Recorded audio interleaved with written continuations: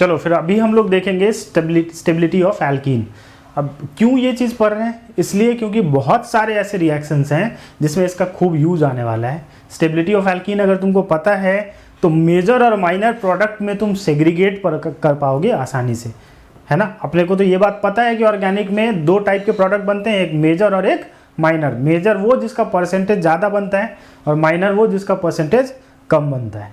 तो अगर हमको स्टेबिलिटी ऑफ एल्कीन पता है ना कि कौन एल्कीन ज़्यादा स्टेबल होगा, तो हम लोग डिसाइड कर पाएंगे मेजर प्रोडक्ट के बारे में बहुत आसानी से। तो stability of alkene is basically directly proportional to number of hyper conjugating structure.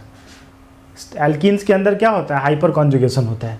तो stability of alkene directly proportional to बेटा क्या होता है, number of hyper conjugating structure. अब कुछ बच्चे इसमें ऐसे होंगे जिनको हाइपर कॉन्जुगेशन नहीं पता है, उन्होंने नहीं पढ़ा है, टेंशन लेने की बात नहीं है। हाइपर कॉन्जुगेशन तुमको अभी पढ़ने की ज़रूरत नहीं है स्टेबिलिटी समझने के लिए। स्टेबिलिटी समझने के लिए डायरेक्टली तुमको पता होना चाहिए अल्फा हाइड्रोजन बस।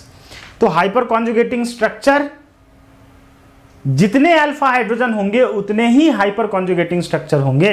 अगर कहीं पे 5 अल्फा हाइड्रोजन है तो उसके पास हाइपर कॉन्जुगेटिंग स्ट्रक्चर भी 5 ही होगा।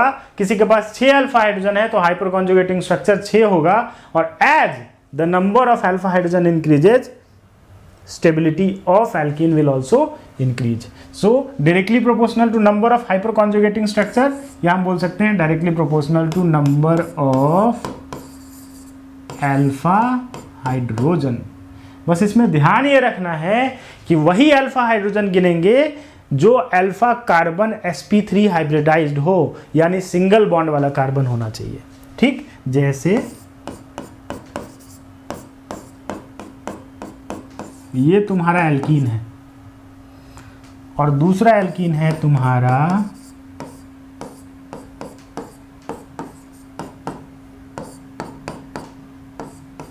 ये।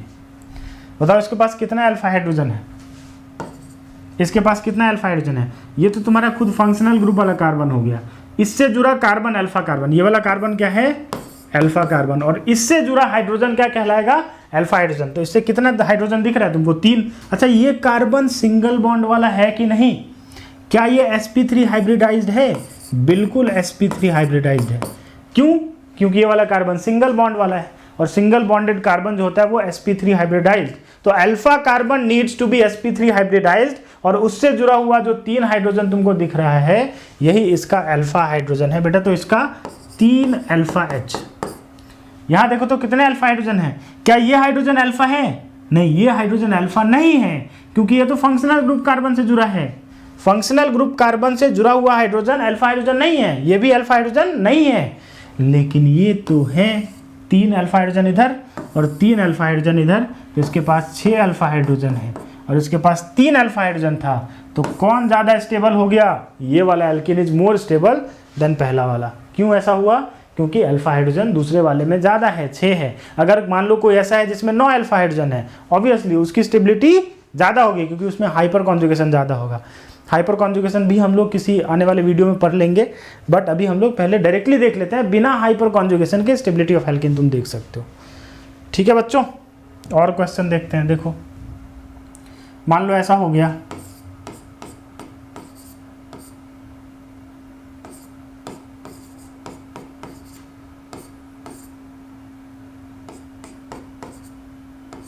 एक ये है,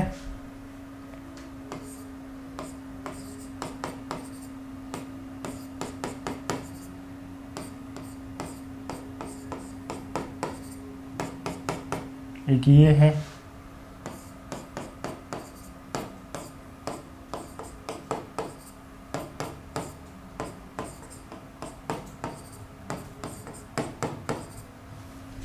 देखो यहाँ कितना अल्फा हाइड्रोजन है, 3 और 3 6 अल्फा हाइड्रोजन। यहाँ कितना है, 3 6 और 3 9 अल्फा हाइड्रोजन। और यहाँ कितना है, 3 6 9 और 3 12 12 अल्फा हाइड्रोजन। तो बेटा सबसे ज़्यादा स्टेबल लास्ट वाला हो गया, ये ऑर्डर हो जाएगा स्टेबिलिटी का एल्कीन का। सिंपल, अल्फा हाइड्रोजन गिनना है बस, sp3 हाइब्रिडाइज होना चाहिए, कार्बन सिंगल बॉन्ड वाला होना चाहिए। जैसे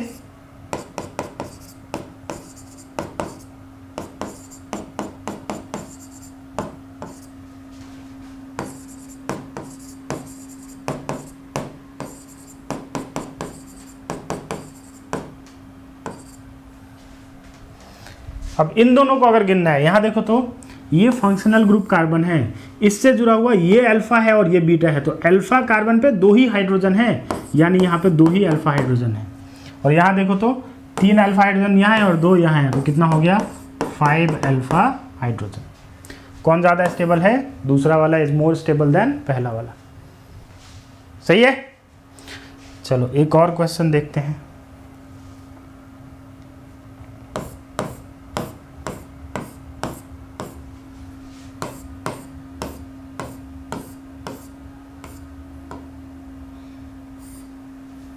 ये मिथाइल लगा दिया यहाँ पे CH3,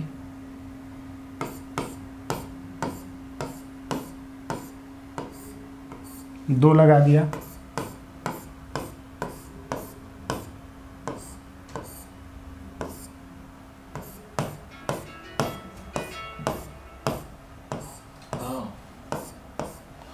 अब देखो यहाँ कितना अल्फा हाइड्रोजन है। देखो यहाँ पे एक हाइड्रोजन, ये दूसरा हाइड्रोजन, यहाँ पे भी कितना हाइड्रोजन है 2 हाइड्रोजन।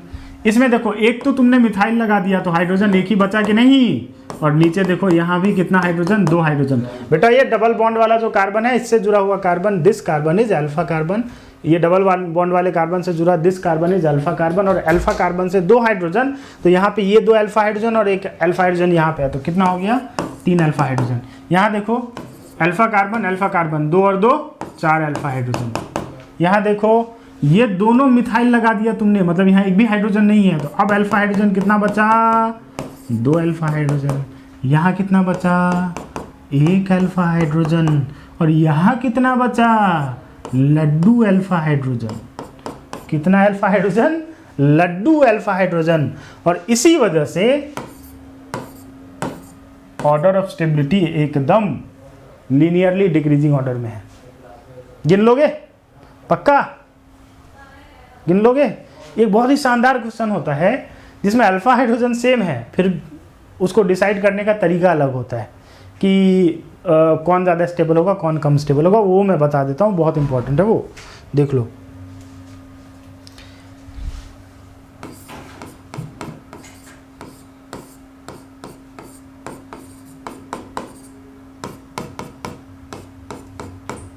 छह अल्फा हाइड्रोजन है, तुम्हारे दिमाग में आ गया होगा।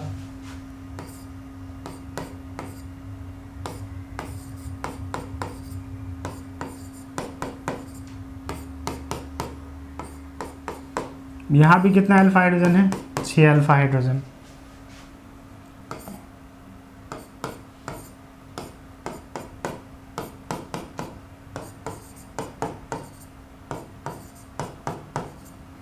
यहाँ भी कितना अल्फा हाइड्रोजन है 6 अल्फा हाइड्रोजन। 6 6 6। अब कैसे डिसाइड करेंगे कौन ज़्यादा स्टेबल है, क्योंकि नंबर ऑफ अल्फा हाइड्रोजन तीनों में सेम आ रहा है।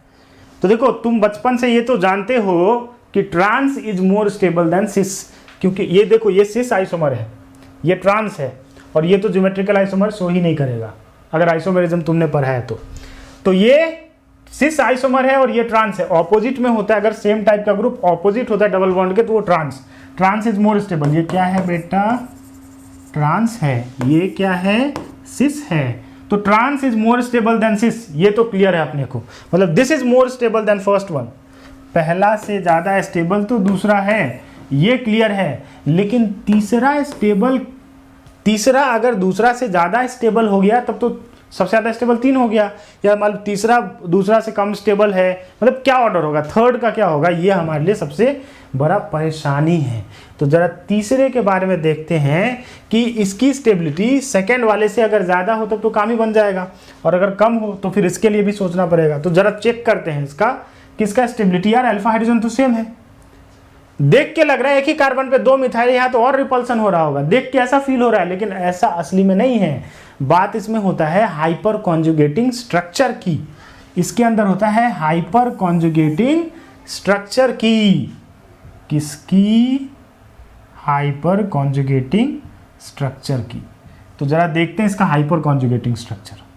ये मैं CH जो है ना, इसको मैं CH2 लिख देता हूँ, double bond CH3 CH H। Hyper conjugating structure, hyper conjugation होता है नो बॉन्ड रेजोनेंस। तो हाइपर कॉन्जुगेटिंग स्ट्रक्चर जब तुम इसका बनाने जाओगे तो ये जो बॉन्ड है ये बॉन्ड टूटता है, इलेक्ट्रॉन का ऐसे शिफ्टिंग होता है। इलेक्ट्रॉन शिफ्टिंग के बाद क्या सीन है ज़रा देखते हैं। CH2 C CH3।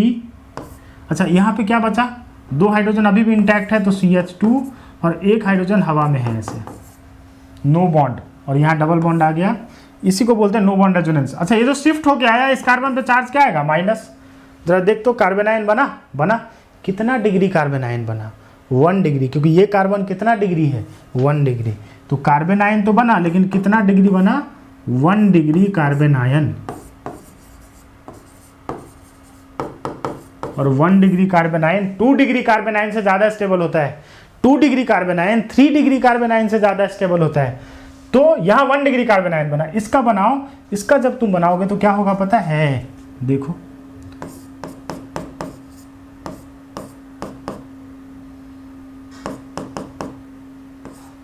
CH CH H H, ये इलेक्ट्रॉन ऐसे कूदा, देखो तो कितना डिग्री दिख रहा है, 2 डिग्री दिख रहा है। CH3, इस कार्बन से एक H है तो इसको मैं CH डायरेक्ट लिख रहा हूँ, CH, यहाँ पे डबल बॉन्ड आ गया, CH2 और एक H प्लस हवा में ऐसे होगा और यहाँ माइनस। ये कितना डिग्री बन गया, 2 degree carbon ion, 2 degree carbon ion. यहाँ बना 1 डिग्री कार्बन आयन और यहाँ बना 2 degree carbon ion. And we know that 1 degree carbon ion is more stable, ज़्यादा स्टेबल होता है 2 डिग्री कार्बन आयन से, due to plus I effect. 2 degree वाले में देखो कोई किसी भी अगर माइनस चार्ज है ना, माइनस चार्ज है तो वो अवॉइड करेगा इलेक्ट्रॉन डोनेटिंग ग्रुप को, क्योंकि डोनेटिंग ग्रुप पहले से तुम पे माइनस है और इलेक्ट्रॉन तुमको दिया जा रहा है तो इलेक्ट्रॉन इलेक्ट्रॉन में रिपल्सन होगा, स्टेबिलिटी क्या हो जाएगा, कम। तो 2 degree carbon ion is less stable than 1 degree. So इसका hyper conjugating structure 6 hyper conjugating structure है और 6 का 6 हाइपर कॉन्जुगेटिंग स्ट्रक्चर इसके हाइपर कॉन्जुगेटिंग स्ट्रक्चर से ज़्यादा स्टेबल है। इसी वजह से third is more stable than second, और सेकेंड तो फर्स्ट से ज़्यादा स्टेबल था ही, तो हमारा ऑर्डर ऑफ स्टेबिलिटी हो जाएगा 3, 2, 1।